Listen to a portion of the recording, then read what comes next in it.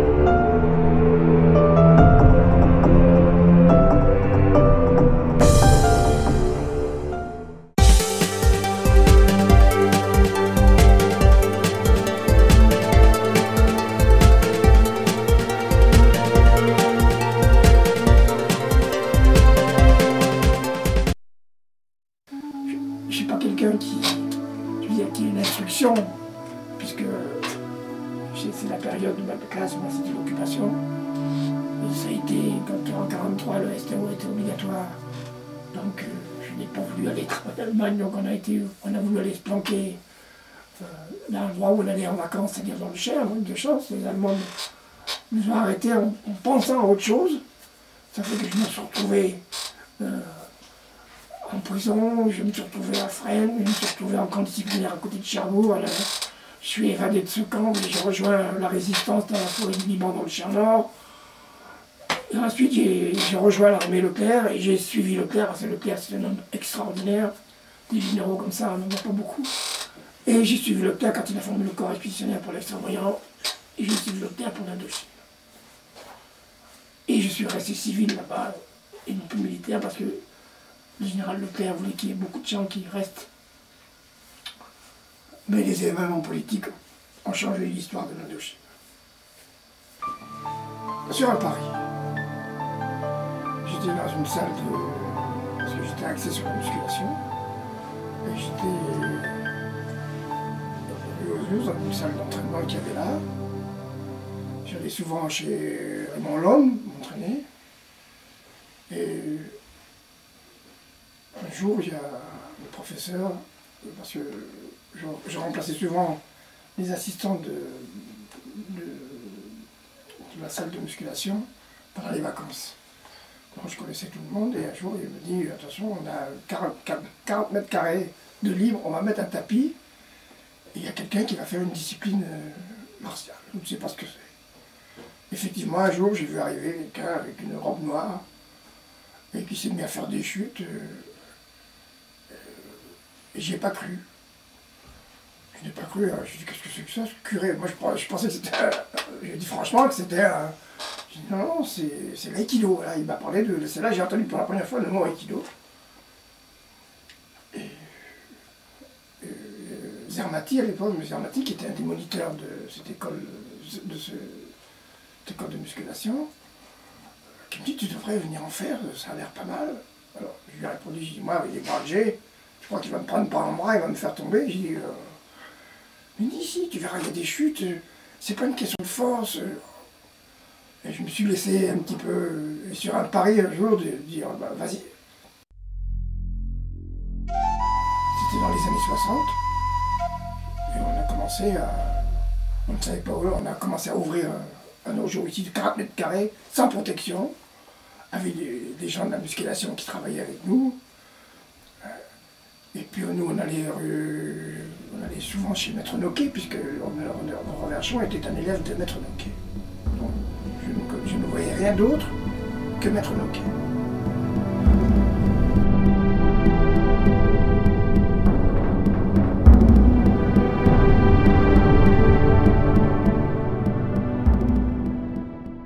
En 68, on a officialisé ce club. En 68 seulement, après pas mal de temps, nous avons officialisé ce club auprès du ministre de la préfecture pour déclarer qu'il est devenu le Paris Aikido. Avec comme président Thibault, moi secrétaire général, et avec le président, nous étions les deux assistants de M. René Roche. Voilà comment est parti le Paris Aikido Club.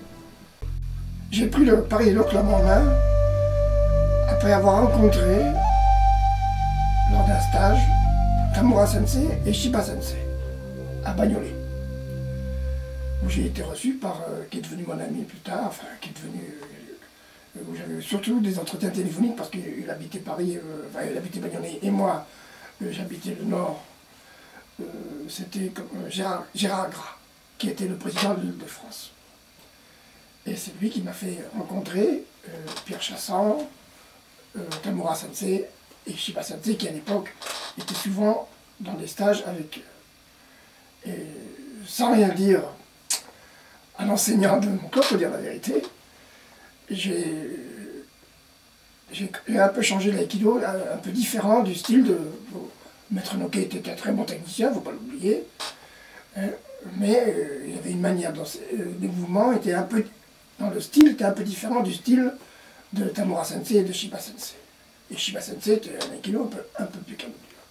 Et là, j'ai fait la connaissance de Michel Bécard, de Méchard, de Drapeau, enfin des gens qui avaient travaillé, eux, avec Noro Sensei en première instance, avant de rencontrer Tamura. Et donc, j'ai pris en main le Paris Aikido Club à cette période-là. Je ne vais pas dire la date exacte. Et du coup, je me suis dirigé sur l'enseignement. Et en 1973, ceux qui avaient enseigné depuis un certain temps, en janvier 1973, ont reçu les premières équivalences. Et moi, en 1973, je me suis présenté à l'INSEP pour le premier examen du diplôme d'État. Et j'avais comme examinateur pour l'aïkido Maître Noké et Maître Floquet. Les deux examinateurs qu'il y avait pour l'aïkido. Et il y avait un consensus entre les judokas et le karatéka. J'ai tout fait. Moi, j'ai fait du judo avec Maître Pelletier. J'ai fait, mon ami Shuraki, karatéka, m'a présenté Kase pour faire quelques cours d'aïkido, de karaté, pardon. Et donc, parce qu'à cette époque-là, il y avait dans le diplôme de professeur d'aïkido, judo et karaté, et l'option principale, pour moi, était l'aïkido, l'autre c'était l'option judo. Donc, je suis venu à l'enseignement et nous avons, malgré quelques divergences avec le judo à l'époque, nous avons réussi quand même à avoir notre diplôme d'État. Mes instructeurs aussi, à mon tour, quand j'ai pris le club en main, Jean-Pierre Rodier, Le Tessier, les Roux, Fauconnet, enfin, Madame Champ, évidemment, que je n'oublie pas, qui a été mon assistante et qui m'a suivi quand j'ai été nommé DT1 dans le Nord-Pas-de-Calais. Donc oui, j'ai toujours eu un groupe d'élèves qui étaient toujours avec moi, même quand je me déplaçais pour faire des stages dans le Nord-Pas-de-Calais. Ensuite, nous avons, devant l'importance du club, puisqu'à l'époque, la FFJDA, nous étions quand même tous à la FFJDA, donné quand on avait plus de 42 élèves sur un tatami, on avait un diplôme de moniteur, avec un cachet derrière, qui était valable que 5 ans. Donc moi, j'ai eu 5 diplômes comme ça de moniteur. Donc c'est vous l'importance des licenciés que le Paris Aikido Club tournait sur plus de 200 licenciés. Ensuite, nous avons déménagé rue Montorgueil, chez M. Lallet, un membre important du conseil du Yosekan Budo. Et il y avait comme autre discipline du Yosekan Budo de Hiro Mushizuki Sensei. Et nous avions amené les gens à une musculation spécifique, c'est-à-dire la colonne vertébrale chez nous qui est l'axe, les lombaires, certains triceps, les trapèzes, enfin tout ce qui est nécessaire en ce qui concerne les abdos et tout, voilà, pour un l'aïkido spécifique. Et nous travaillons avec tous les hauts niveaux, qu'ils soient tennisman, qu'ils soient nageurs, qu'ils soient escrimeurs, tout le monde, vous allez faire une partie spécifique de musculation à l'INSEP à cette époque-là.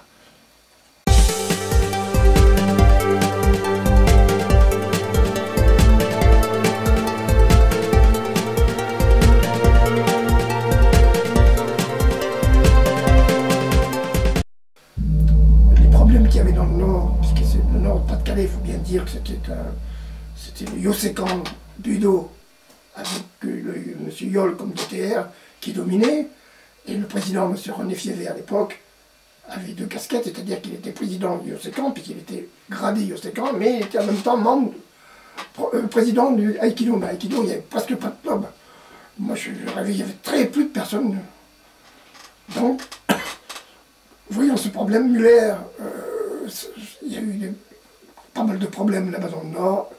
Et comme j'étais très bien dans le dojo, moi, avec le fils Mochizuki, Pierre Chasson, à un moment donné, m'a demandé, mais je ne voulais pas aller dans le Nord, comme DTR, moi, ça ne m'intéressait pas du tout, moi, les fonctions. Si les élèves, Madame Chan ne m'avait pas poussé, et mes élèves, pour que je prenne ce poste, je ne l'aurais peut-être pas pris. Il y a 3 personnes d'importance, c'est-à-dire le président René Fievé, et Gérald Rousseau, pour la partie administrative, et M. Batigne, et moi. Tous les 4, voilà. Le Nord est parti de là. Avec tout, c'est pas moi seul qui fait le Nord, c'est tous les 4. Et les membres du bureau, il y avait Alain Leborgne, il y avait bien d'autres noms que Georges, un pompier, je crois. Je n'ai pas tous les noms du SAR, je crois. Enfin, il y avait tout un groupe, et les professeurs. Et une école des 4, nous faisions à Marc-en-Barreuil un stage, et ça se terminait toujours par une école des 4. Et à l'époque, tout le monde venait, même le groupe qui s'est axé après avec Christian, c'est-à-dire Michel Deveau, Le Maire, il y a un docteur aussi, j'ai même plus le nom, je ne peux plus me rappeler de tous les... Bon. Et donc, tout le monde venait à ces stages-là. Et le premier que j'ai envoyé à l'examen d'État, c'est Mathieu. Donc, il y a eu Guévaers, il y avait Roby, il y avait... qu'est-ce qu'il y avait? Il y avait Bouquegnot, et sa famille très bien. Maubeuge, c'était... J'adorais aller à Maubeuge.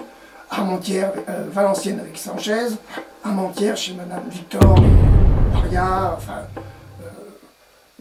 tous les professeurs enseignants de l'époque, Jean-Pierre Rec aussi, un très grand Kendo Kai, très grand maître de Kendo et de Yai, qui m'a aussi ouvert son dojo pendant pas mal de temps.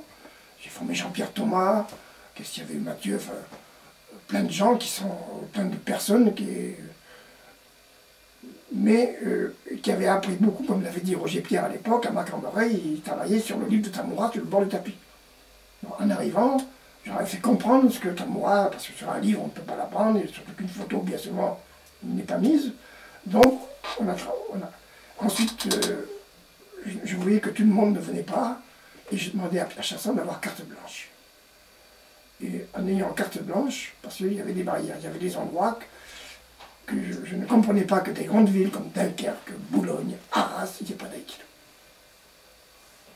J'allais à Dèvres, j'allais à Saint-Martin-de-Boulogne, mais soi-disant que le jumeau ne voulait pas qu'on pénètre, on ne sait pas, moi c'est ce qu'on m'a raconté. Je ne pouvais pas aller à Tourcoing parce qu'il y avait Mézières et Boutré, du groupe Noquet, je ne vois pas pourquoi. Et il y avait Villeneuve d'Ascq avec Roger Léniel à l'époque, et son fils, Louis Léniel, et Catherine Bizot, qui était déjà que je préparais pour le diplôme d'État à l'époque. Mais dès que j'ai eu le contact dans le Nord, j'ai aimé le Nord tout de suite.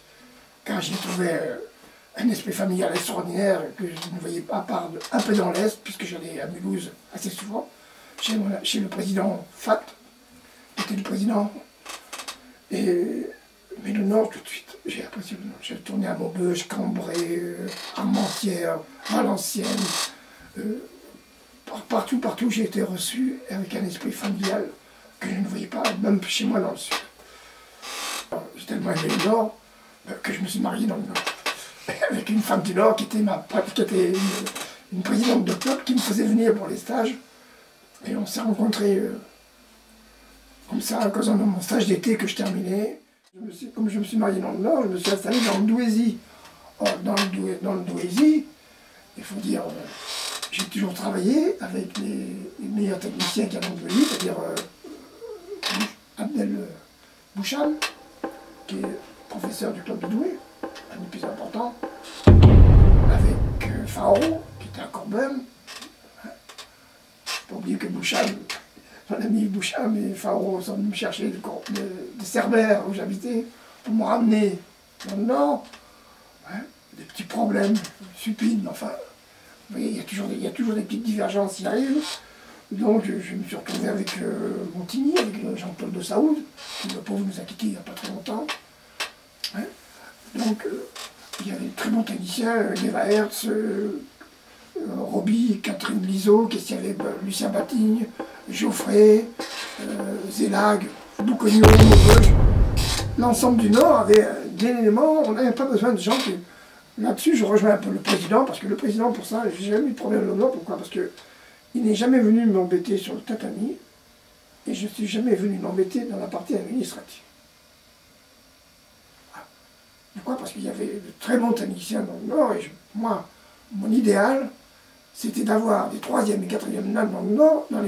Je suis arrivé en 75-76, je crois, enfin, à peu près dans ces eaux-là.